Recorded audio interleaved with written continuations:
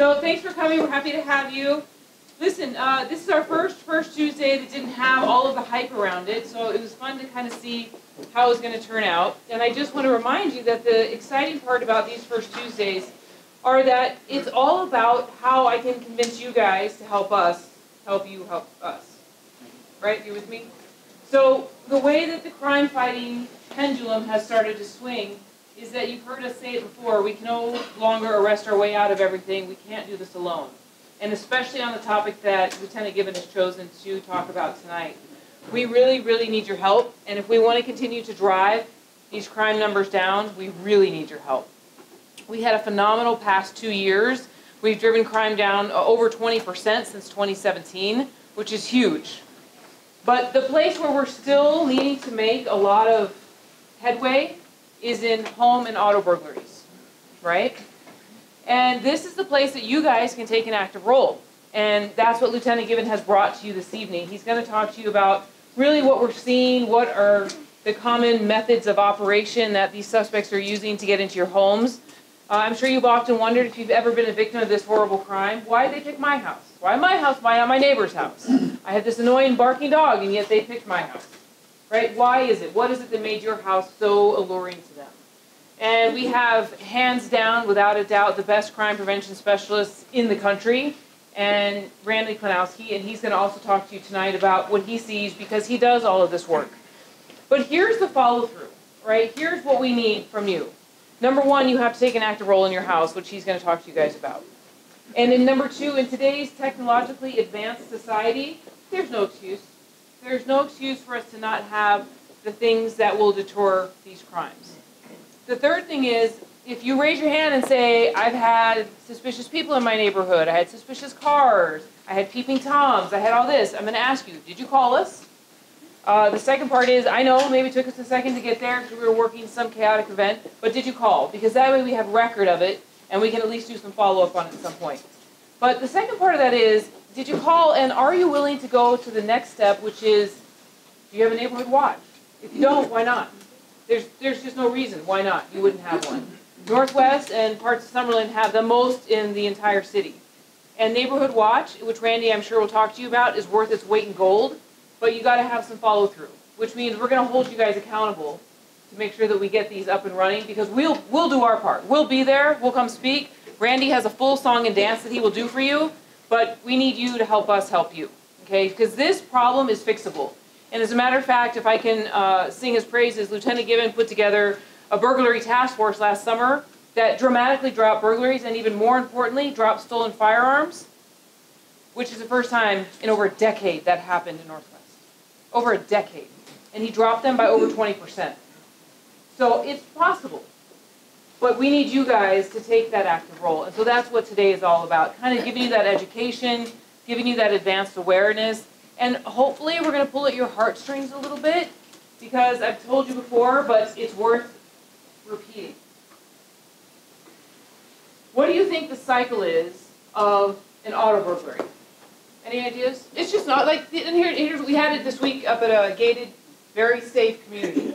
Those of you who live in a gated community, do you feel safe? Sometimes? Okay? Here's what happens. They jump the walls. Your gate and your guard, they're fantastic, but there's going to be a hole in the wall, I promise. They'll jump the wall somewhere. Or they'll roll in with their friend, or the landscaper, or the pooper scooper. They will. If they just will.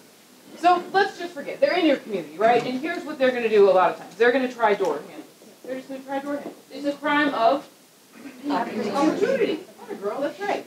So we have them all the time. And then people call, they're very upset. We had a rash of car burglaries in our neighborhood. Right. Well, so, okay, and my question back to you is, was your car locked? And when they stole your gun that was in your center console, protecting your gum, I don't know what to tell you. You got to help me help you a little bit. Your gun is not going to protect anything when it's left in your car. You got to take it out and practice responsible gun ownership. We have 66 of them already, year to date, up in Northwest, stolen guns out of cars. 66, and it's March 2nd, March 3rd. Unacceptable. 66 people couldn't take their gun out of their car and put it in their safe that's in their house. So this is what we're talking about today, okay? We will have increased officer presence. We will work your neighborhoods. We will do all the things that you guys want us to do. but you got to help me out just a little bit. And then the second part is when they're breaking into your house, they're going to give you all of the what to do and not to do. I'm just going to give you a summation of what we're begging you. At the end of this, if you leave with nothing, if you hear us say nothing, hear us say, please lock your car. Please take your gun out of your car. And if you live in a gated community, it's wonderful. I live in one, and it gives me a little bit of security. But last year, my team will tell you, my car got broken into, they stole my garage door opener, they stole my sunglasses, my phone charger, all the annoying things, right? Now I got to buy a new garage door opener, I got to change the code of my garage. I didn't actually change it, but all of these things, it takes time. It's an inconvenience, and it's an invasion of your privacy, right? So that's why you're here today. Because we're going to pull at your heartstrings and tell you, oh, the life cycle. So they steal your gun out of your car, then what happens? Hopefully they take it to California, but in our case they didn't. In our case they stole them in a home burglary and auto burglary during the summer, and 4 and then 6 days later they used them to shoot at our police officers, and darn near killed 2 of them. Okay, that actually worked at this station. And our cops are now put in a position to use force, deadly force, back on these subjects. So if that doesn't convince you to lock your stuff up, I don't know what will. But that is what put us over the edge, which is why it's our biggest campaign. It's why we talk about it everywhere we go, and it's why we implore you, we need your help, please. Okay, so that's what today is all about. Lieutenant Gibbon has put together an amazing presentation for you today, but before I let him take the stage, I want to introduce my leadership team to you.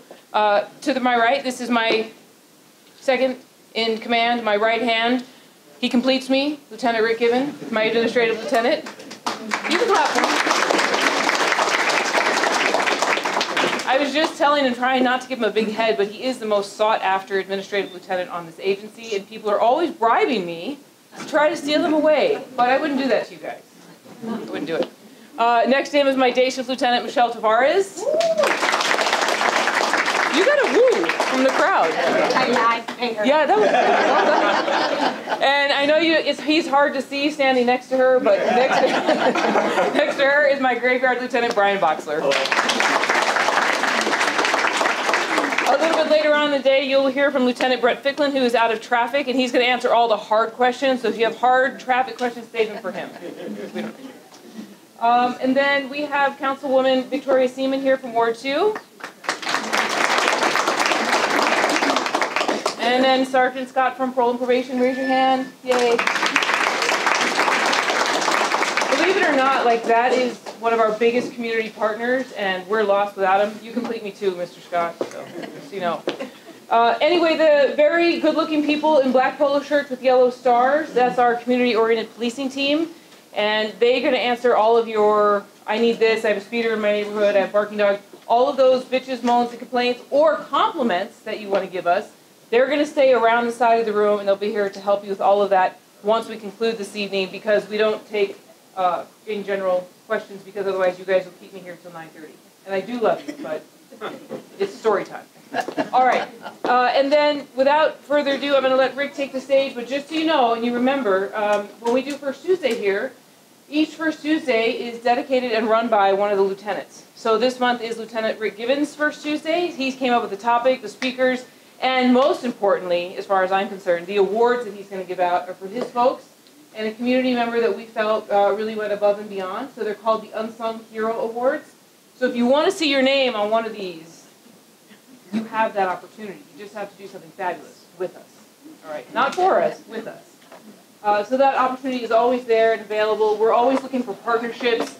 If you want to come with your religious facility, with a school, with your grandkids, with whatever it is, we're always looking for help and new community partnerships. So thank you for being here tonight. We're super happy to kick off the Summerlin First Tuesdays now and have you guys be part of it. Lieutenant Gibbon? Thank you, Kevin. Yeah. All right, if I take these off, I can't see you. So, as Captain was talking, I think she did some of my presentation. Sorry about that. But as she said, we can't do it without our partnerships in the community. There's just no way we can do it. We do our best with what we have, and I think we do a really good job, especially in comparison to other police departments. But what makes us different and better is the partnerships that we have. As you know, government agencies, they vary on how they run, right? And the communication between other government agencies sometimes depends upon the leadership that's involved. The person that I'm going to recognize tonight, Sergeant Scott, if you'd come up here, please.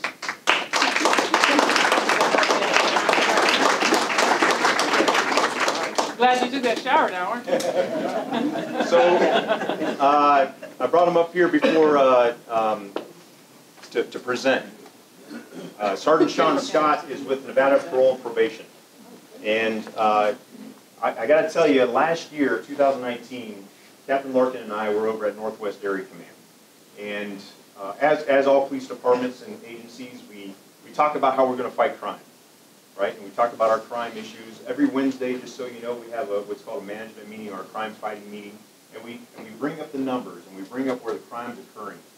And in that management meeting, we talk about our strategies, our deployment strategies, how we're going to put our cops out in the streets, how we're going to fight the crime, who's conducting this crime, what houses are our problem houses.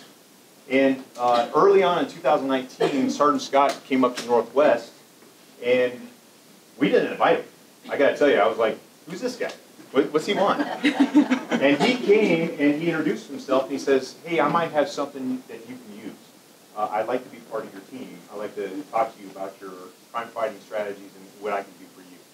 And early on, we brought him into our management meetings, and you know, it's one of those things where you're like, okay, you say you can do something for us, what can you do?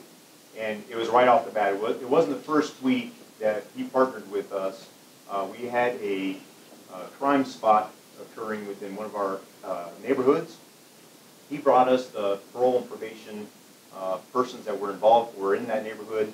We went out and did an operation. We took people in custody, and what happened with the crime? The crime went down. There's about 11,000 parolee and probationers in our valley. And, you know, majority of the time, they're on parole or probation to do what? To better themselves and to work through their sentencing, right? It was a term and condition of their sentence. But there are some who are going to recidivism to get back into the crime. And that's what Sergeant Scott did. He came to Northwest Area Command. He actually partnered with us. He was there every Wednesday. I don't think he ever missed a Wednesday meeting. And if he did, there was someone else there. But not only did he do that, so he was part of a partner, but then he talked to us about a vision. And this is where agencies change. It's the vision of changing and bettering ourselves. And he talked to us, he said, hey, would it be beneficial if 2 officers from my agency came and was embedded in your area command? And we were like, absolutely. We heard it worked in other places. And I got to tell you, since coming to Summerlin Area Command, we're expected to embark on that. 2 officers from his agency are going to be embedded in Summerlin Area Command by April, I would say. And we're going to continue this partnership. And I tell you, it has changed the way we envision crime. So without further ado, Sergeant Scott, you are our unsung community hero. There have been numerous success stories as a result of our agencies working together, from recovery of legal firearms and narcotics to preventing further crimes occurring in identifying and arresting violators. This would not have been a reality had you not reached out to us a year ago. You are committed on your tenacity, hard work, and dedication in ensuring our community's safety. Thank you for being a partner with Summerlin Area Command and Las Vegas Metropolitan Police.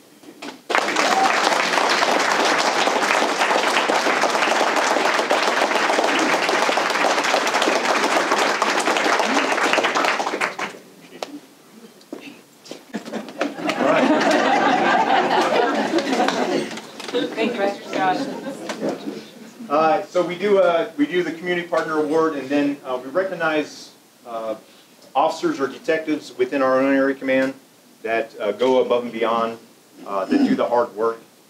In this case, so we've only been open since January 25th, and what we're looking at just over 30 days. In that time frame, when we first landed here in this building, we started getting larceny from persons, what we call it. Basically, purse snatching. Women in retail centers and casinos had these juvenile males coming up to them and stealing the purses and running away. we were able to connect the crimes that they were the same set of suspects. There was like 4 male juveniles that were involved. So what we do as your police department, we look at all those connections and we want to solve the crime, right? We want to, there were 14 of them that ended up happening, and those are 14 victims. And I don't know how you would feel if something was stolen from you. You'd feel victimized and terrorized, right?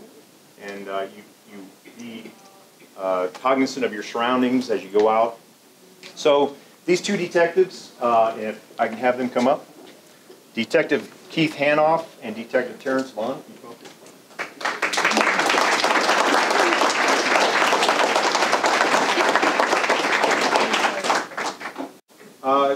And I'll talk about it in the presentation, but here at the Summerlin Area Command and all the area commands, we have 2 day shift detective squads and 2 swing shift detective squads. And as you know, as I talked about before, the communication between shifts and agencies, we need to make sure that communication is there. So these 2 detectives work for different sergeants, different squads. And what I saw early on was when this series came out, is the communication between the 2 of them. Instead of one detective taking it all, they combined on this effort and took on these cases. And if you bear with me on the reading of this, beginning May 21st, 2019, 2020, or 2019, several street larcenies of purses occurred in the west end of Las Vegas Valley, including several juvenile males. In the span of 20 days, the suspects committed 14 of these larcenies. They were in retail and casino parking lots, and then as soon as the series was recognized, Detectives Vaughn and Hanoff were assigned to investigate. During the investigation, it was discovered one of the juveniles had connected to a Bluetooth device in a stolen truck. And in that when he connected to the Bluetooth, a unique name, which I can't give you, came up in that truck. And they immediately knew to call who? The Clark County School District Police Department, because they were juveniles. And it was quickly discovered of the addresses that were involved. They followed up with those addresses. They put together a plan and pushed it out to day shift patrol.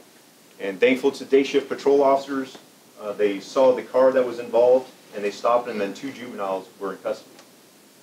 These 2 detectives conducted interviews on the suspects and got a full confession. They also learned of 2 other suspects that were involved. To date, we have the 3 in custody with a 4th pending. And it was because of the tenacity of their investigative work and working through the night times, sometimes on their days off. I had to call them and say, hey, what about this? And they would come in and work the case. Detective Hanoff, Detective Vaughn, it is due to your hard work, dedication, and relentless follow-up to locate and identify the persons responsible for these crimes that have now been solved. You are to be commended and thanked for your making a difference to the community we serve.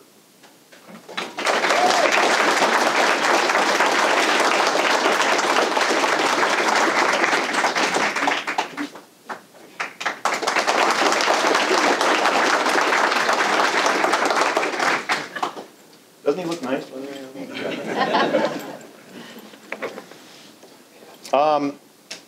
Before I turn it over to Lieutenant Ficklin, did you all enjoy the food tonight? Yes. We want to thank Pawan from 7-Eleven, Sinclair for the pizza. Darren in the back, thank you for the sandwiches and drink. They are our partners. They've been our partners for I don't know how long now, and we really appreciate it. Without further ado, see the lights. Lieutenant Ficklin from Traffic. They can't see you. Lieutenant Ficklin from our Traffic Bureau. He's going to talk to you about some of the fatalities that we've had throughout the valley. You want lights? I'm good. Thanks. We had traffic. We figured out a way to dress up this brown potato bag. We just had a pair of Kiss boots with it. I'm Brett Ficklin. Yes, my guys are the guys that go around, ride the motorcycles, and getting a reputation that we'll write our mother a ticket for speeding. It's all about perspective. I guess from the outside looking in, it's seen as, or we're seen as heartless. But when you look at it from my perspective, it's actually heart-wrenching, and I'll tell you why. Prior to coming here tonight, I was at a scene down at Sahara in Sahara near Eastern, and a young man got out of school, decided he was going to cross Sahara, cross all 8 lanes outside of the crosswalk while the traffic was running, and got hit. Right now, at this moment, year to date, we've had 20 fatalities on the roadway. That's 7 more than we had this time last year, and 9 of those fatalities were pedestrians. Probably by the end of the night, we're probably going to have 21 fatalities, and 10 of those pedestrians. It's heart-wrenching for us, and probably the reason that we appear that we're heartless when we give out tickets is my officers are responsible for responding to the collisions that happen on the roadway. As we go through this, you'll notice that I don't say the word accident, because all of these things are not accidents. They all are preventable. We refer to them as collisions or wrecks, because it's not an accident. They could have been prevented. Every one of these 20, hopefully not 21 fatalities that we're experiencing so far this year could have been prevented. And that's where you guys come in. There's going to be a presentation today about the burglaries that happen in the areas and things that you can do to protect yourselves. And oftentimes, what people will do is they'll go get cameras on their houses, and they'll open up a neighborhood group and do these extra things to protect their belongings. But then they'll go jump in their car and go do things that doesn't protect them and doesn't protect the rest of the public or protect their family. And that's what we need. That's what we need you to focus on, because just like we can't arrest our way out of the crime that's going on in our area, we can't ticket our way out of changing driving behaviors. And that's where we need you to focus on yourself, to focus on your family, to focus on your friends, and think about what you're doing when you're doing it. Because in all reality, when you look at it, you and your family and your friends are more apt to be injured or killed in a traffic collision than you are to be injured or killed in a crime. And if the chances are that much higher, then you should be taking that much more care. And so some of the things that we want to share with the public is, if you're out on the roadway, if you're pedestrian on the roadway, if you're walking, make sure you're visible, especially at night. Wear something reflective. Wear something light. White works great. If you run, if you walk, if you bike, make sure you're wearing something so you can be seen, because it's not easily seen at night if you're wearing that clothes. Make sure you're crossing when you're allowed to cross and where you're allowed to cross. And even when doing that, you need to be aware of what's going on. You can't just walk in the crosswalk. I've got the right of way. Because you may have the right of way and you may be in the right. But what are your chances against a vehicle that weighs a few thousand pounds if that vehicle hits you? Okay, we call that being dead right. Okay. You don't want to be dead right. You want to pay attention to what's going on.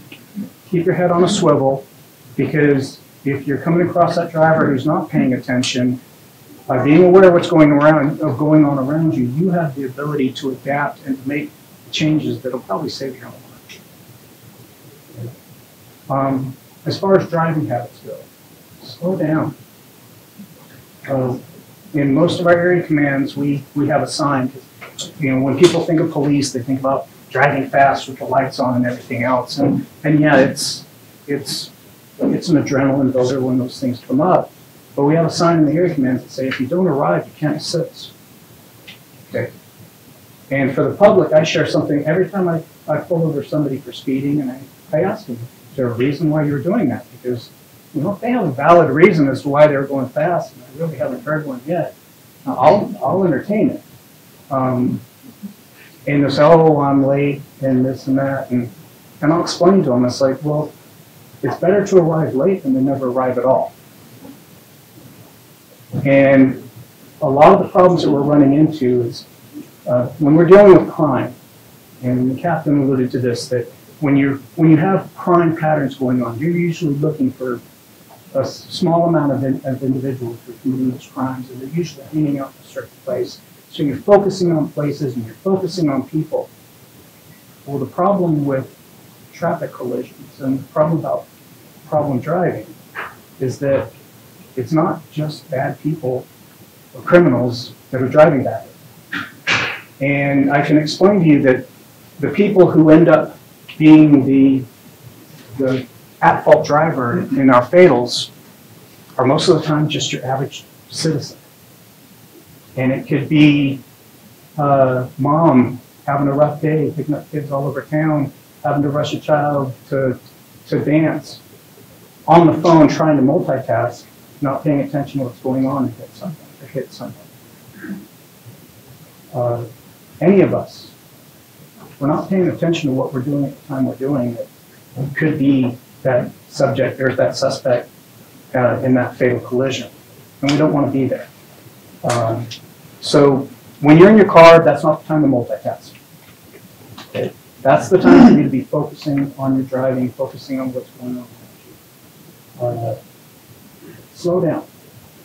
There's a science behind speed limits that are on the roadways. And when you go beyond those limits, you start messing with the science. And when you start messing with the science, that's when things will arrive. Especially at night. Don't outdrive your headlights. If you're doing 60 miles an hour down a roadway, you see something happening where you have to throw on your brakes. It takes you the distance of a football field for you to come to a stop. That's a long way to have to go before you come to a stop. So imagine if you're going faster than 60 and how much farther you have to go before you come to a stop. Be aware of what's going on around you at all times. We have to look out for each other if these things are going to change.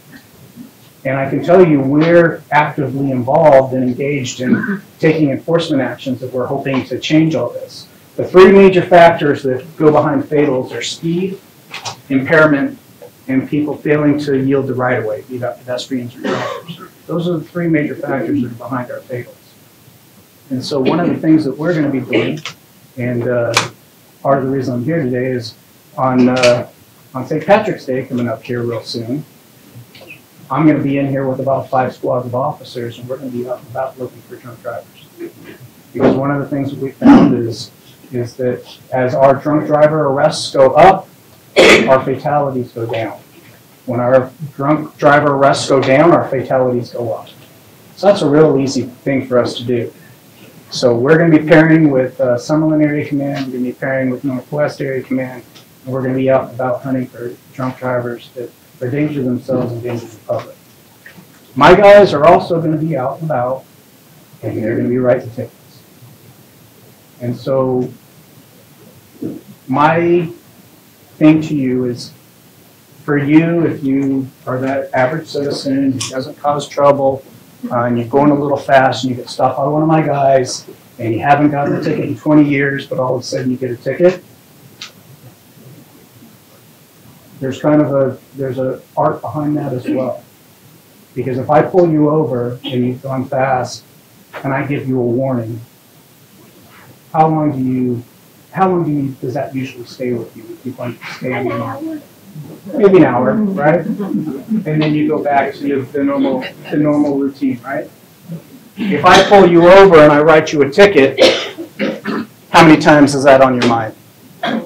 Well, at least till you pay it. 3 times. You get upset when I write it. You get upset when you have to go to court over it, and you get upset when you have to pay for it. Okay? And usually that's over the space of about 2 months, if not longer. So if I catch you doing something, or my guys catch you doing something you shouldn't be doing, I want you to think about it a little more than just that 1 hour. Okay?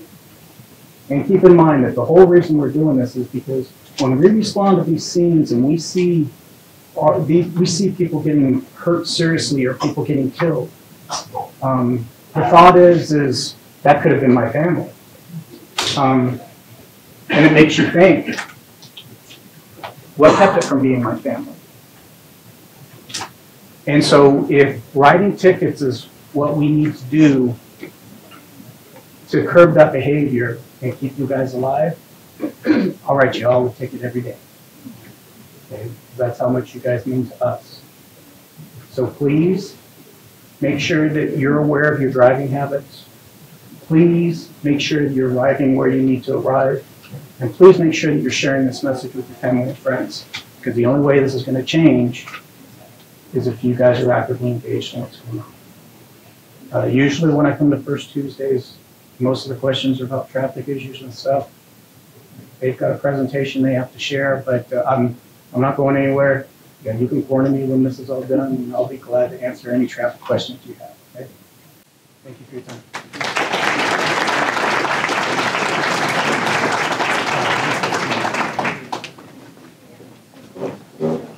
All right, thank you, Lieutenant Bicklin. I just asked him the question, how many fatalities last year? There was 115 fatalities. That doesn't include the maiming and people who lost limbs and eyesight and so forth. I know it's important to our community, it's important to our department. We have 10 area commands. Each area command has been tasked with coming up with their own traffic plan, meaning that here in Summerlin Area Command, we've identified certain intersections, and I'll give you a few, Charleston and Durango, Sahara and Durango. Then we have over at Fort Apache and Tropicana area as well. So we've identified areas where we've seen a lot of traffic accidents and a lot of people reckless driving. So we'll be in those areas partnering with traffic. All right. You mind if I turn off the lights so you can see it better? Can you all see back here? Let's try it. All right. So just a little bit about me, just so you know. So I've been on the department for 25 years, and I started up at Northwest Area Command as a young officer. And if you've been around a while, you know that burglaries have always been around, right? It's an age-old problem. It's a easier crime than facing, regular people out on the street, meaning that it's usually committed by juveniles or people just starting out in their criminal behavior because they don't want any confrontation, to be honest. Most suspects don't want confrontation. They want you not to be home or not to be around your car. They want a quick fix to steal something, and what do they usually do with that? They go sell it. So objectives tonight is just kind of tell you about our current statistics and trends, what we're seeing. What we're doing here at Summerlin Area Command, that's what SAC means, by the way. And what is Summerlin Area Command doing to combat burglaries, and then Randy's going to talk about how we need your help and partners with the community. So at Summerlin Area Command, comparative 2009 to 2020, where are we at year to date as far as our auto burglaries? If you look at the orange line, that's going to be our 2019. And then the blue line is our 2020. So it fluctuates a little bit, but the key point on this is these are reported to us. A lot of times what occurs is people get their car broken into and they get the change taken out or miscellaneous items. They're like, oh, I don't want to make a police report. You know what, I'm not going to claim it on my insurance. It doesn't affect me. But how it affects us is that's how we deploy our strategies and our plans. We look at our crime numbers, and you'll see a map here, right here. This is how we deploy our strategies.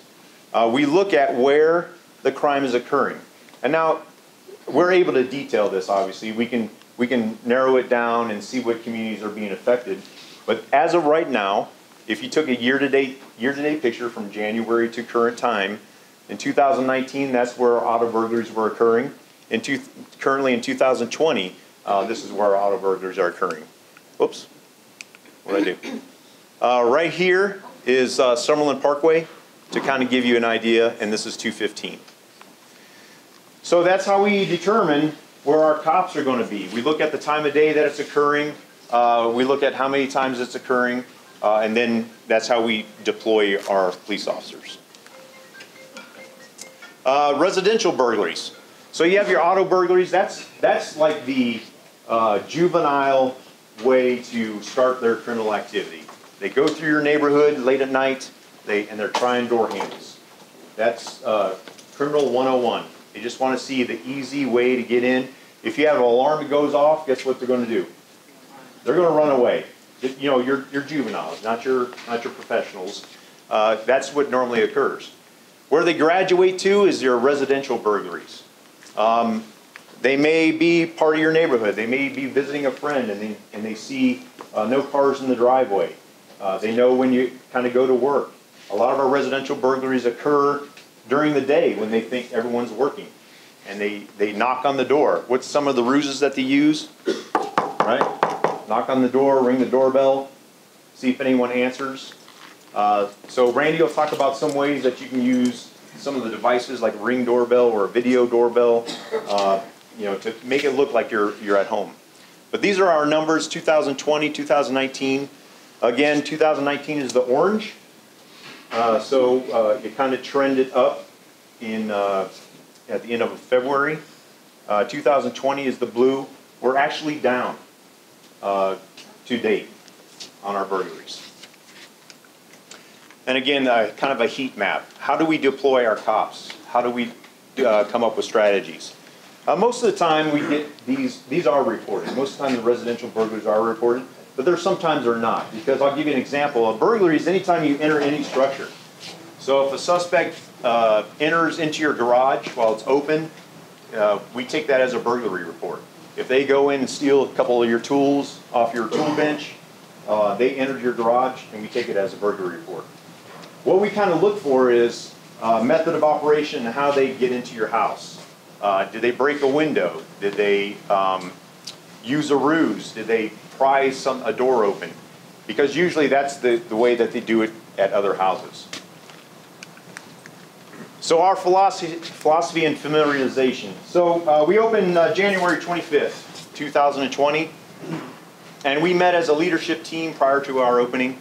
And we said, hey, we want to create a strategy. We know burglaries are always going to be around, but how can we make a difference? Captain Larkin and I in Northwest Area Command, towards the end of our time there, we came up with, which I'll talk about, is a plan to partner with the community, with our partners in crime like PMP, school police, the Las Vegas City Marshals, because that's what it takes. It takes communication on this philosophy. So we met as a leadership team and we went and took tours. Because a lot of the cops that came up here came from different area commands and they didn't know the layout of the area command. And so that's what we did. We went out to some of the major residential areas, some of our gated communities, some of the communities that were seeing an influx in burglaries prior to our arrival. And we made sure that they were aware of ingress, egress. Some of our golf courses where they use the golf course to enter. Or some of our tunnels, right, our flood tunnels that they used to escape. So they were familiar with how the area command was laid out. And we do what's called intelligence-based policing. Again, anything that's reported to us. Because we have to use some kind of intelligence to get our strategies. And that's what we do. So you saw the graphs. We create confidential informants. People who have committed these crimes. And we ask them, hey, why did you pick this house? Why did you pick this community? And you know what a lot of times they say? Because it was easy. Because there was no neighborhood watch signs up. Because no one cared that I was on their street and questioned why I was walking down their street at 10 o'clock at night. That's their answer. Again, back to the ease. They want it to be easy. They don't want any confrontation, and they don't want to get caught. So the SET team. So we were thinking about some of the acronyms we could use for this team coming up.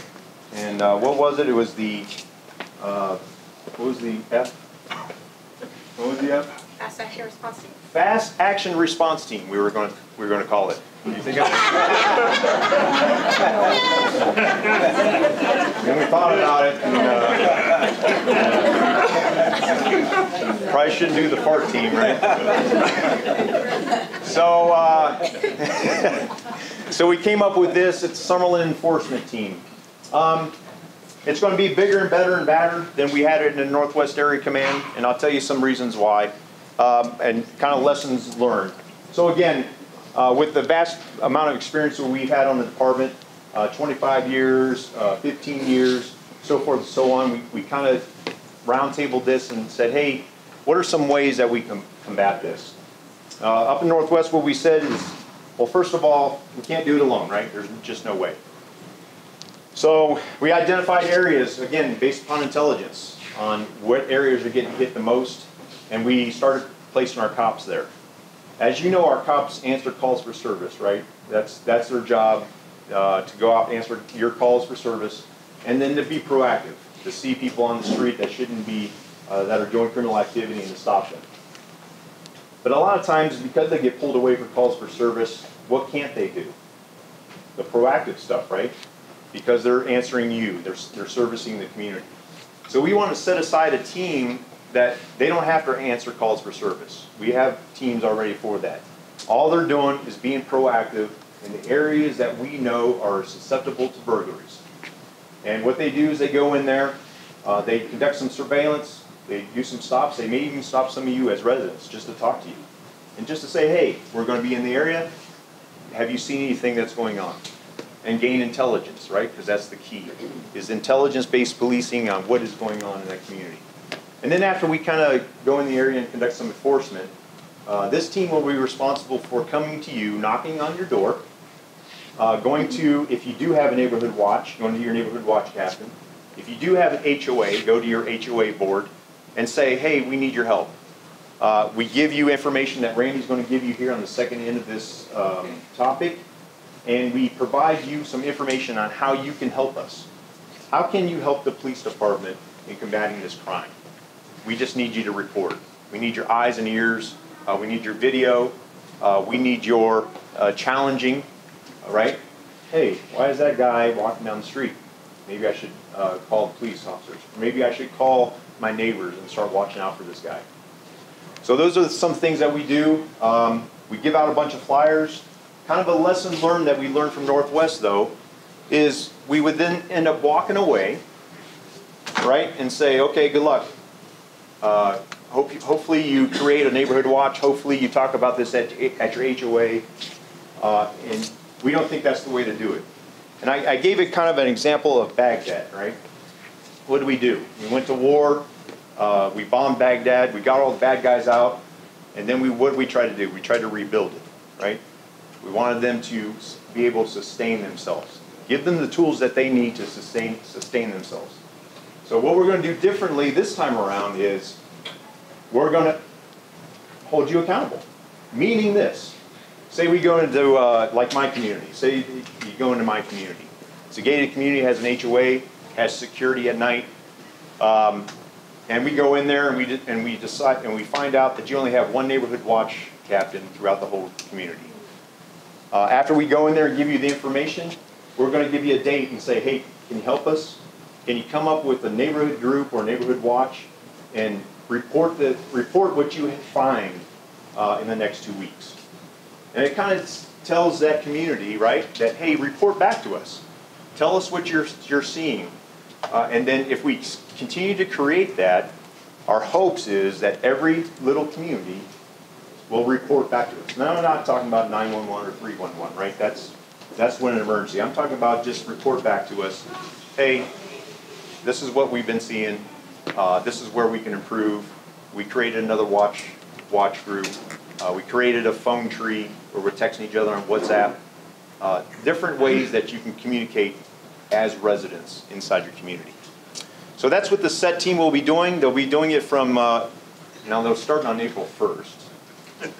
So it's not an April Fool's joke, but that is when they're starting. And the key reason they're starting then is because what happens right after April, first week of April? Anyone know? Spring break. Spring break. God love our children. And you know, a majority of our kids, right, they'll be out doing different things, bettering themselves, but some of them are bored, right? They're not watched by any guardians or parents, and they're out roaming our neighborhoods. So we're going to start at spring break. We're going to combine this with some of our enforcement teams, and then we're going to run it through Labor Day. Labor Day? Is that the next holiday in the fall? Labor Day? Is that Memorial? Okay, Memorial. One of those. One of those days in the fall. One of those holidays. Labor Day. I was right? Perfect. See? I was questioning whether I was right. All right, so, and then going on an investigation. So obviously, burglaries are still going to happen, ladies and gentlemen. As I told you, I've been on 25 years. They happened when I started. They've happened throughout my career. They've peaked and valleyed. We're never going to stop it completely. I wish we would. But at least we're going to start identifying people that are involved in it. And we're going to do better strategies. Where we, if they do occur, where we need your help again is in our investigations. Again, I told you earlier when I recognized the 2 detectives, we have 2 day shift detective squads, 2 swing shift detective squads. We decentralized a few years ago. It was the best thing we ever did.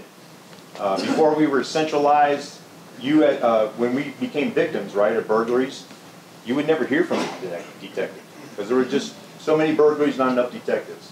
When the sheriff decided to decentralize and bring the detectives to area command, it opened up the doors to connect with the community and our victims. And I tell you, whether you believe it or not, you have the information that we need. And it just takes asking you. We canvass your neighborhood for video. Randy will talk about how we can capture that video and you can help us. If you have next, he'll talk about social media. All that video you put out on social media, we need it. That's how we identify some of these suspects. We'll put it out on our social media and ask for the community's help. But investigations takes a little bit. A lot of people talk about DNA and fingerprint. Well, as you know, we have other crime, violent crime that occurs in our community. So those take priority. Yes, if fingerprints and DNA are recovered on your burglary, they will be ran. It just takes a while. Because think of it as a trauma center, right? Our more violent crimes take priority and the lab processes those first. But they do get processed. So how can our community partner with Summerlin? This is where I'm going to turn it over to Randy, but what I want to tell you on this is this. It does take a partnership. It has to. There's, I can tell you tons of stories of how this has occurred. We had one neighborhood watch. They had a group. They're on WhatsApp, and if you guys don't know what WhatsApp is, it's an app that you put on your phone. You're able to communicate with other people that are on WhatsApp. You can create a group, and they don't need your phone number, right? Because that's annoying if they're doing a call you in the middle of the night. So you can kind of remain anonymous and be part of the group. And basically what they were doing is they were communicating on WhatsApp about what was going on in their neighborhood. Hey, did you see that guy in the red hat that was walking through our neighborhood? No, let me go take a look. Yeah, he's up on my street. Hey, maybe we should call the cops. Hey, Joe, will you call the cops? Absolutely. And that's what they did. And we ended up getting the suspect into custody because the community, right, started communicating together. By a show of hands, how many of you know your neighbor to your right and your left? Very good. That's what we want to see. And if you didn't raise your hand, why not?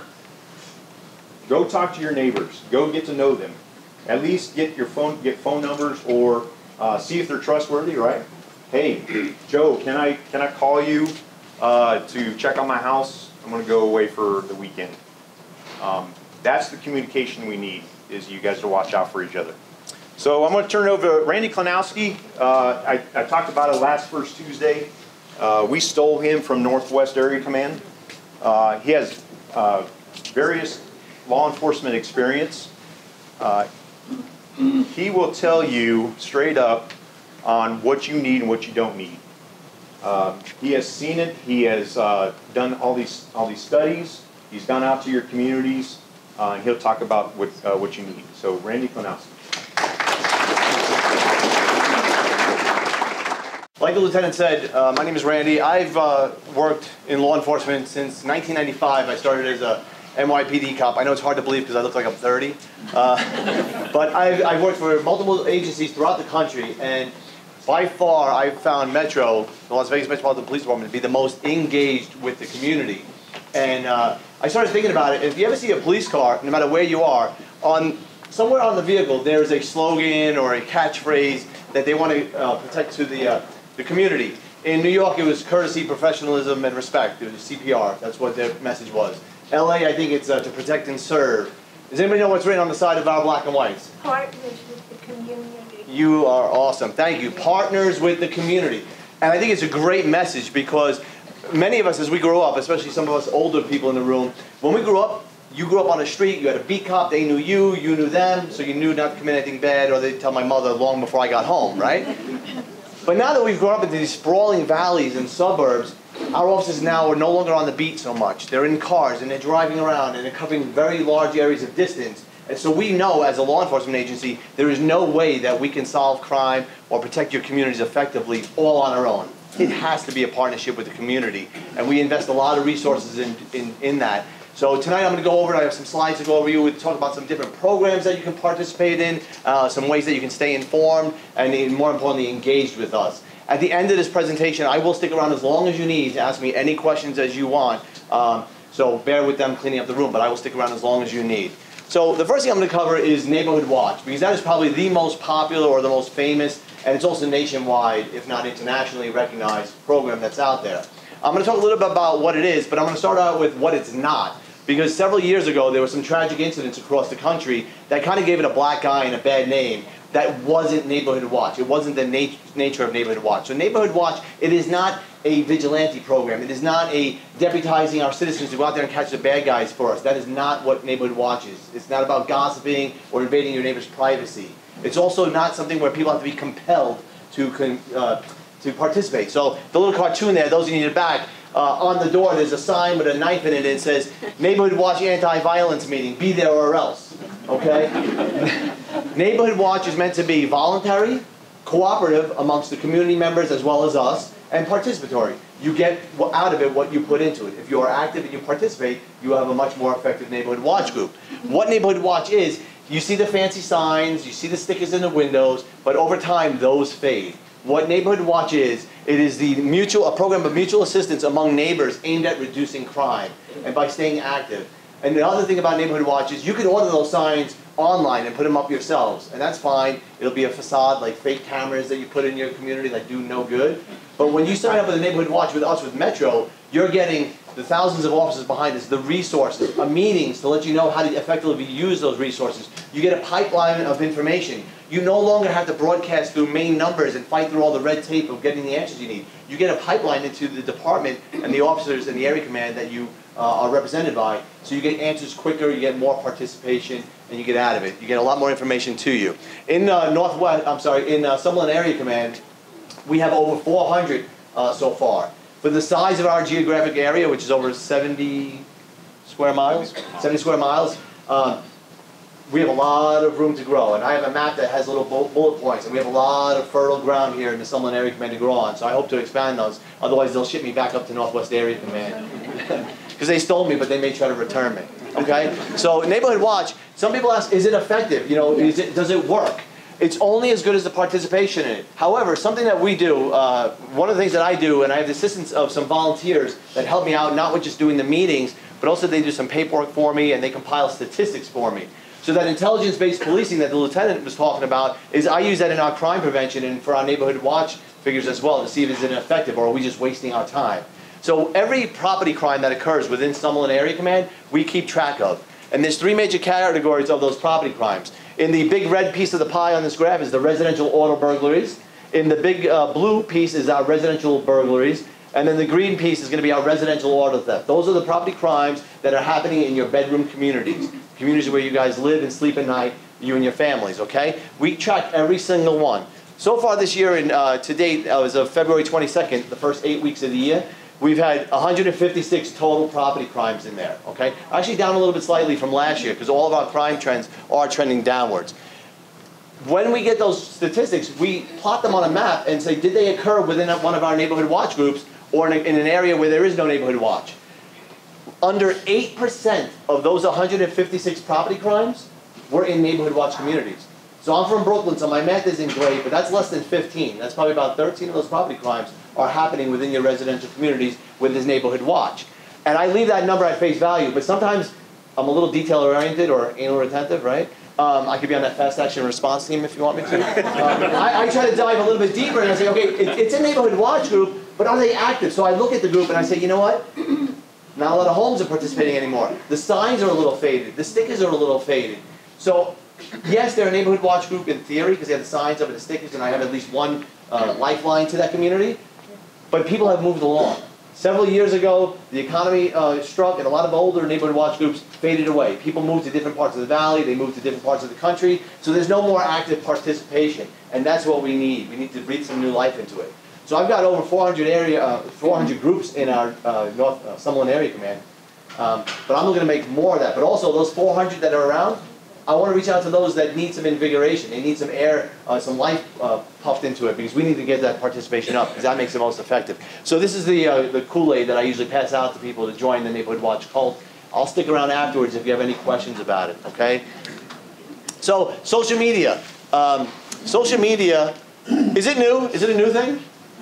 Does anybody know when the first social media site started? 1997, close. Do you know what the name of that site was? 6 Degrees. It's something they call 6 Degrees. It's no longer around, but we have so many different social medias, okay? So different platforms that we participate in. Several years ago, Metro, we had our main Metro page, and then they saw how different agencies around the country were using it to get even more engaged with the communities that we represent. So the sheriff said, you know what, every area command, I want you to have your own pages. So that way people that are living in your communities, working or playing in your communities, they can be more informed, more aware, and engaged in the community. So now, Metro, they're on all these sites, but also us as an area command, Summerlin Area Command, we're on these sites as well. So Twitter. Twitter is something where it's something to put out in the heat of the moment, something that's going on right now, hot news, that sort of thing, to keep you up in the minute. That's how Twitter is usually effective. Also to keep you abreast of some events that are going on, okay? Facebook is going to be something more where we can create events, share information, put some educational resources out there, because it'll stay there. It'll stay out there on our page for a while, and you can refer back to it. Instagram, I'll be honest with you, I do not like Instagram. I'm too old for that. So Laura, my partner, she helps me out with that kind of stuff. But that's very similar to the Twitter, except for you get to use a little more pictures and videos, shorter messages. It's more hip with the kids. If you have teenagers and you ask them if they're on Facebook, they say, what, are you kidding me? That's my parents, you know? They're on the Instagram, the Snapchat, all the different things, the TikToks and those sorts of things, okay? YouTube. We found that video messaging is a great way to send messages. It's more engaging. Some people don't like to read stuff. They want to be talked to. We have a very good-looking command staff. They like to, put themselves out there. They like speaking in front of the public. So we use YouTube channel, okay? And then there's Nextdoor. Of the 5 platforms that we're on, I find Nextdoor to be the most engaging, because Twitter, Facebook, Instagram, YouTube, you can live in Switzerland and you can follow us, like us, that sort of thing, okay? Subscribe to us. But Nextdoor, you are tied to your community. You are within your community. So when we need to send messaging out there, whether it's an event that we're having, Coffee with a Cop, First Tuesday, Home Security Fair, hey, we need help identifying these subjects. When we send that message out, we know we're sending it to residents that live within our community that can help us, that can participate and engage with us on a daily basis. So Nextdoor is very effective for us. We have almost 50,000 homes in the Summerlin Area Command alone. So we're actually the leading area command as far as representation on Nextdoor. So that's great. So when it comes to social media, there are some pitfalls, some dangers. So you have to make sure that you privatize it, you protect your settings, you don't show, you don't identify children in it, that sort of thing. But social media can be safe if you use it properly, if you follow safety and security procedures on there and the rules. Like if your community, if the lieutenant's community says, you know what we want to do is we want to start a private Facebook page so we can enhance our neighborhood watch, because all of these we recommend enhancing your neighborhood watch as an effective communication tool amongst yourselves. So if you were to start your own Facebook page amongst your community, then privatize it. Make sure that the people join it are only the people that live with the community, so that way people outside of the community are not aware of what's going on, the garage sales, the barbecues. Feel free to send us those invites. We'll show up for that kind of stuff. Okay, so our message to you, or my message to you guys is, an informed resident is the best form of crime prevention. If you know what's going on in your community, if you're aware of what's going on in your community, and you're aware of what resources Metro can provide to you and how to effectively use them, you're one step ahead of the game. You are effectively partnering with us to reduce crime in your community, places where you work, live, and play. So like us, follow us, subscribe to us, but most importantly, engage with us. Kudos to you guys. Other area commands are jealous about the amount of people that show up to our First Tuesdays. I'm not going to lie. My peers across the valley are like, what do you guys give away there? Does someone give away money for people to show up? I said, no, they just like us. And we have some great food, that helps as well. But I also told them that we don't just do the dog and pony show and bring out different resources within Metro. We bring you topics that are going to educate you, inform you, and improve your lives. Not just to show off a dog that can do tricks and all that sort of stuff. We want to give you guys a message that you can take home and benefit in your lives. So engage with us, okay? Social media don'ts. Some of the social media don'ts, like the lieutenant said, is some of the stuff that's on social media, we can see from afar. However, there's a lot of restrictions on social media because we are a government agency. They do not want Big Brother invading your privacy. So for example, on Nextdoor, some people do not like Nextdoor because you're bombarded with stuff that's for sale, babysitting opportunities, those sorts of things. And we understand that. But you can filter your settings on there so that you get the stuff that you need to see, like stuff from your government agencies, the City of Las Vegas, the county, your law enforcement partners, okay? So what we do sometimes see is people put on messages and say, look at these guys, they broke into my truck. And we see crimes that are happening, our auto burglaries that are happening. And the first thing we'll do is we'll look in that community and we'll see no reports. It's like that tree, if it falls in the woods and there's nobody around, does it make a sound? If a crime happens in your community and you don't report it, we're not aware of it. If you put that picture up on, that video up on Facebook, we can't do anything with it unless there is a crime report that is attached to it. Pushing it out on every social media platform does not really help us out very much because we cannot investigate a crime that has not been reported, okay? So what we need you guys to do is use social media as an effective way to stay informed, aware, and communicate effectively, and share those videos if you have filed a report of a crime. If you have a neighbor who is a victim of a crime and they have video or still pictures, the first thing you should say is, have you reported it to Metro? They need to know about these things so they can allocate their resources for our community. We are no longer, several years ago, we had a very severe understaffing of officers here in Metro. However, we're fully staffed now. We've got all of our specialized units up and running. We have great initiatives that are out here to help partner with the communities. Now we need you guys to report it. But years ago, a lot of people had apathy. They said, well, I'm not that important. It wasn't that much that was taken. Metro's too busy. They don't have enough officers. They don't care. We care. We have enough officers. We need you to let us know what's going on. So in addition, if it's not a 911 call or a 311 call, there are a lot of different ways that you can report your crimes. You can do it online. There are a lot of different crimes that you can report online at our link at our main website, which is LVMPD.com.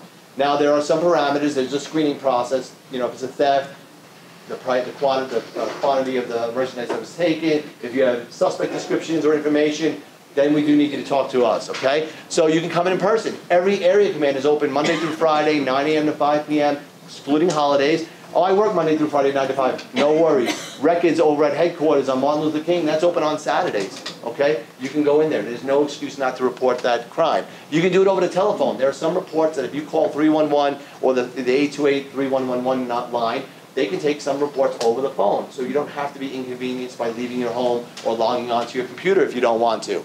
And then traffic collision reports. If you were involved in a collision and there wasn't a police report filed at the time, you are required to fill out an SR-1 report. Am I accurate, Lieutenant? Because I got this off of our website. He'll answer that later. But you need to file those reports effectively, okay? So like I said, like us, follow us, subscribe to us, engage with us. Just don't report your stuff on social media. Report it to us, okay? So another thing that we have is not everything necessitates a 911 call or a 311 call or amounts to a crime where you're going to report it. But there's some long-term problems that you're experiencing in your community. There's some situations that are affecting your quality of life. So the sheriff has marked violent crime as our #1 initiative across the valley. So everybody's working on that. But this year he added in a second one, which is quality of life. Things that are impacting you in your community, okay? So there are a lot of different things that you can do it. Now, not everything is a Metro matter. Not everything is handled by the police officers. So you can submit what's called a service request. But when you go to submit that service request off our LVMPD.com website, there is, again, a screening tool where it tells you if you're having this type of problem, you can go to the code enforcement for the city or the county, the neighborhood response team or the code enforcement, and they can address that for you. Some of the things that they'll deal with is, if there's unauthorized yard sales, dumping, graffiti, those sorts of things. If what you're trying to report doesn't fit that criteria, at the bottom of the screen here, it says, click here to submit your request. It'll populate a box where you can tell us when it's happening, where it's happening, any other information you have about vehicles or people that are involved. We ask that you put your contact information in, because when you submit that, we're not going to share it with the person you're complaining about or the situation, but it's a way for us, when we receive that, it is reviewed by our COP team, Community-Oriented Policing Team. They review it, they vet it, and then what they do is they assign it to the appropriate personnel that can investigate it or handle it effectively. And then it's placed on something that's called an accountability log, where we keep track of it to make sure that it doesn't just go into oblivion or the black hole of email sometimes. It gets tracked. So that's a way that you can submit those type of things. If you have a homeless camp that's parked in a lot outside of your community, if you have abandoned vehicles that are piling up on your street and code enforcement isn't helping you, that stuff you can get out to us. At the end of this meeting, we do have some forms available, so if you came here tonight with something you wanted to express a concern about, we do have pens and paper where you could fill that out and leave it for our COP team, save you the trouble of going home and doing this on the computer. So that'll be available to you as well. So, for example, it doesn't replace 911 for emergencies, okay? Let's make that very clear. And then call 311 if you have certain disturbances where you do need an officer to show up. It's not an urgent thing. Such things as loud parties, music complaints, major disturbance, or break-in or vandalism that happened in the past but the suspect is no longer on scene. That would be the example of a 311 call for you guys. In Lieutenant Gibbons' message about investigation, we have found that technology has come a long way, and one of those things is surveillance cameras. When they first came out, only the Richie Riches of the world had them, but technology has come great down. The quality has improved and the cost has come down. You go into any name brand big box store and you can buy 3-packs, 4-packs of cameras, Rings, Arlos, Nest, all the different Vivants, all those sorts of different programs. There's a lot of do-it-yourselfers as well, and the quality is really good. So a couple of years ago, a unit within Metro started a program called Vegas Safe Cam. And what that allows is, it allows our residents who have exterior surveillance cameras on their home, even if it's just a doorbell camera, you can register that with us. Now, we're not going to monitor your home for you, we're not going to watch your grass grow, but we're also not going to access it unauthorized, okay? How it works is, in the old days, if my neighbor's house was burglarized, after the officer took the report, he would go door to door. Did you see anything? Did you hear anything? That sort of thing. Now that we realize so many people have invested in surveillance cameras, when you register it with us, the officers can then go to the patrol car, pull up a little map on our database, and see which homes have cameras. And when you register your cameras, you also tell us how you wish to be contacted, in person, phone, email, text, whatever it may be, and the hours that you want to be contacted. We recognize we're a 24-hour city, and if you're a blackjack dealer on a midnight shift, I don't think you want us knocking on your door at 9 in the morning, okay? You want to get some sleep. So that's how that program works. It also works where you can opt out at any point, okay? It's voluntary. And what happens is when we find out that you have surveillance cameras, we will reach out to you and we will say, Mr. Smith, your neighbor down the street was the victim of a burglary, unfortunately. It happened on this date, between these times. If at your convenience you can review your video footage, let us know if you see anything unusual, anything out of the ordinary that may have been captured because you have cameras that face the street. And then we get a lot of leads from that. Our investigations get a lot of tips and leads from that. A couple of years ago when we were up in the Northwest, we had a poor young middle school student who was sexually assaulted on her way to school. And she was a very brave young girl. She gave very detailed information about the truck that the suspect had used. And through the use of this program, we located a homeowner who had cameras, and on his surveillance footage, got really good pictures of the truck, and it matched exactly what the girl was talking about. And we had that suspect identified and arrested within 48 hours. Okay? That's how effective this tool is. Property crimes are one of the hardest crimes for our detectives to solve because there's not a lot of evidence left at the scene. Okay? A lot of times they're wearing gloves, those sorts of things. And a lot of the materials in our homes don't really leave fingerprints. There's a lot of porous materials. With the use of video cameras, now we have something of an evidentiary value for our detectives to go to. Even if they're masked up, gloved up, hatted up, cinched up, sometimes there's unique clothing, shoes, jackets, hats that they may wear that can help us identify them. And sometimes when our detectives run the end of their line and they cannot identify these people, that's when we'll push something out to the community and say, we need help identifying this subject. And it's funny, I don't want to say it's funny, but sometimes I'll push those out and it'll be like a month after the crime. And I get the people, the Facebook commandos, the keyboard commandos at home that say, why didn't you tell us this 30 days, a month ago when it happened? We could have helped it. We don't want to reach out to the community for every single crime that happens. We don't want you doing our job for us. But sometimes, certain types of crimes, when our detectives run dead ends, we do reach out to the community and partner with us. But we don't want to be the little boy that cried wolf every time that we hit a dead end. Surveillance cameras, are they effective? This is a short little video. It's not going to play, unfortunately, because the way the PowerPoint was set up. Oh, it is, okay. So they're effective. These two guys are in the garage of a home, and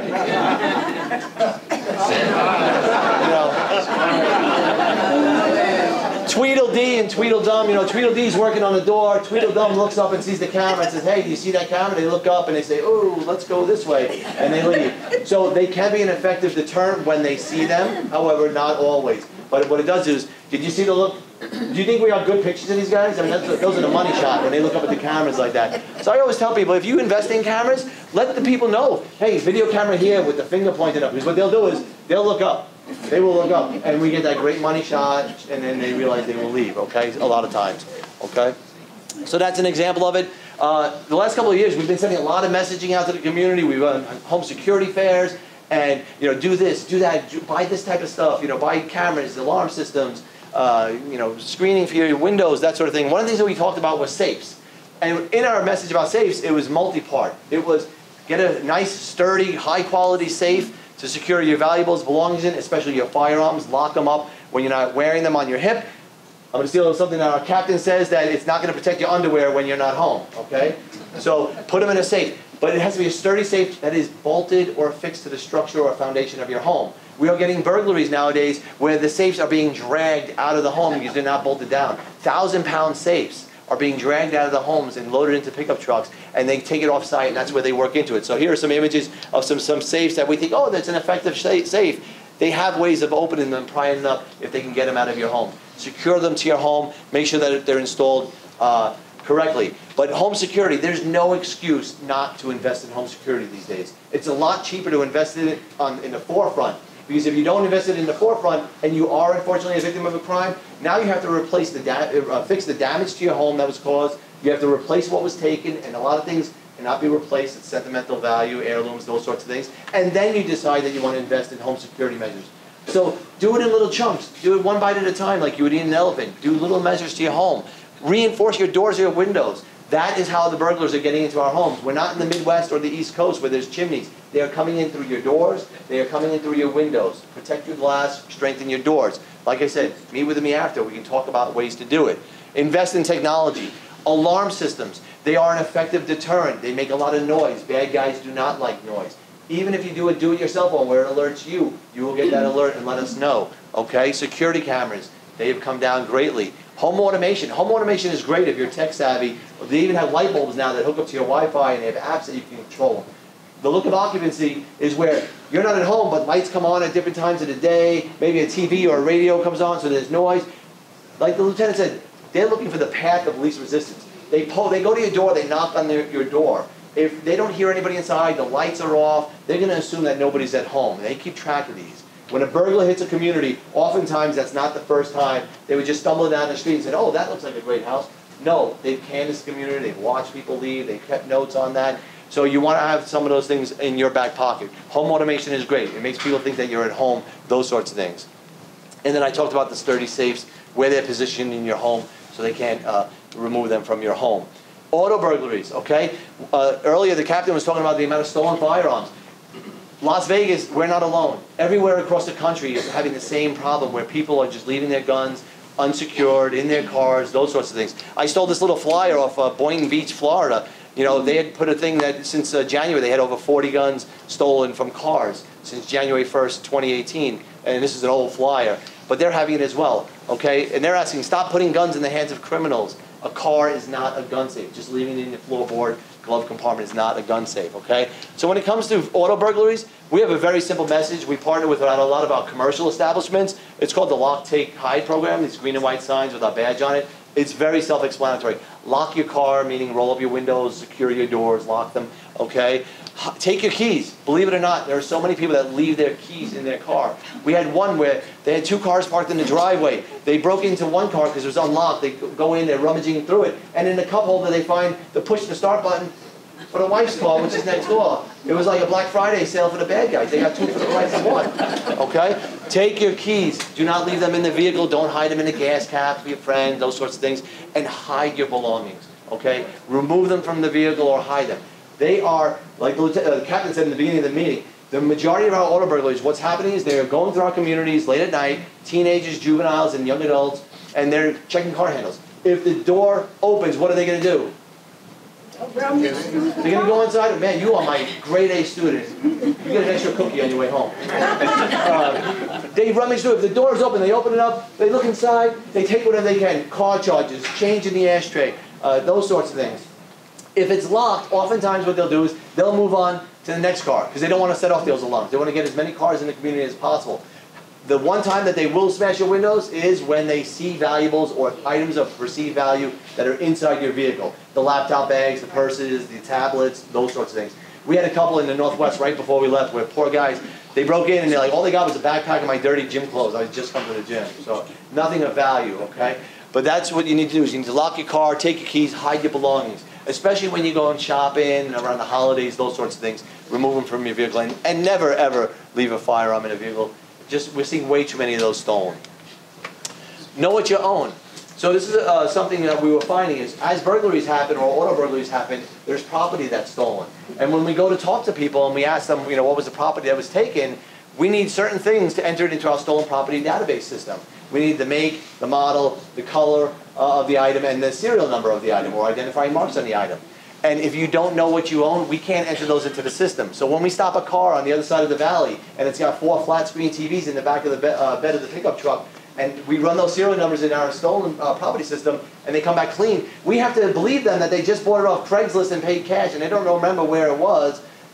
We have to believe them, okay? So know what you own. So the lieutenant here, he actually reached out to Henderson. They had a similar program, and we created these cards that our officers will then go door to door in communities where there's a burglary because it gets residents aware that there was a burglary in their community. And on the back side, it talks about knowing what you own, and it refers them to a website.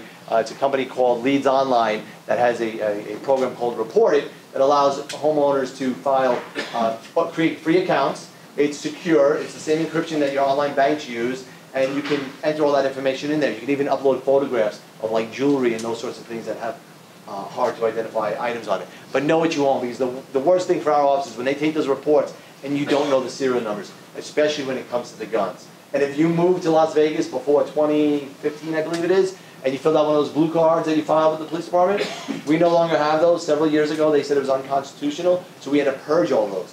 So if you do not know the serial numbers to your guns, make sure that you are recording them so we can enter them into our system.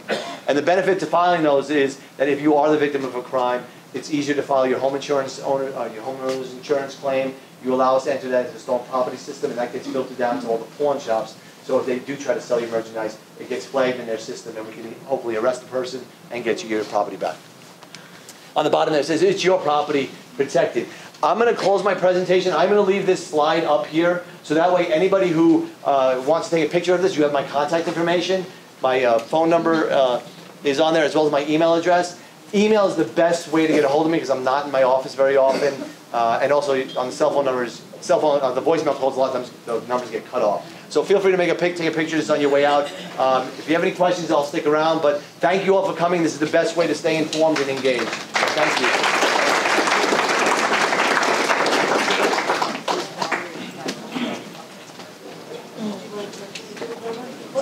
All right, so as Randy has said, just on that last slide, so Leads Online is it's an online-based system that we use as a police department. All our pawn shops and secondhand stores and OfferUp have to input property that they take into their stores on that Leads Online.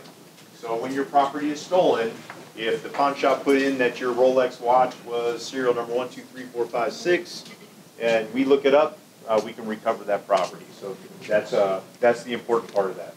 I want to thank you for coming. The captain had to sneak out of here for another event. Our next First Tuesday is when? The first Tuesday of next month? April 7th. April 7th. April 7th is our next First Tuesday. Lieutenant Tavares will be running the next First Tuesday. We may go on the road, so please log on to our websites, our social media sites, because we'll give you the location as that comes forward. To conclude, if you have some questions, our COP officers are going to be out in the hallway. Just grab one of them, tell them your concern to your community, and we thank you for coming, and we hope you have a safe drive home.